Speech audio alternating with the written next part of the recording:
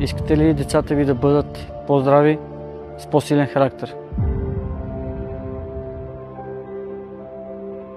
В днешно време децата много лесно може да се подведат към неща, които ги отдалечават от спорта, а именно телефони, игри, и затова много е важно за развитието на децата те да спортуват още в ранна детска възраст, а именно в детските градини.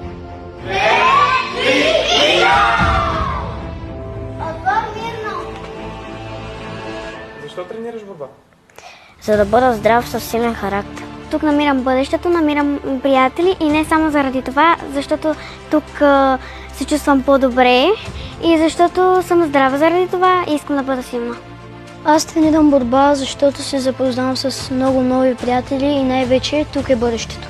След тренировка се чувствам добре и изпотена, важното е това, защото все пак съм се трудила за това.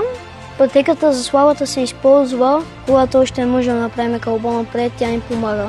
Тя ни помага, като ни прави по-бързи, по-силни и по-гъвкави. Запишете ги на спорт.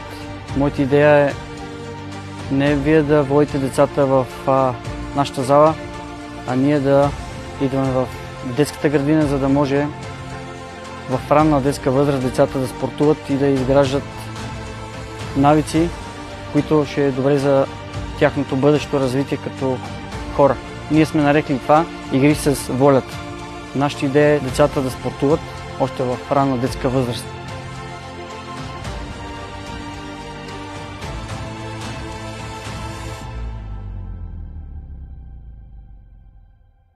Аз се казвам Иво Ангелов и съм световен шампион по борба. В момента съм треньор по борба в местния клуб. Много искам децата да спортуват, защото знам, че е много важно за тяхното развитие. Искам да бъда като Валентин Йорданов.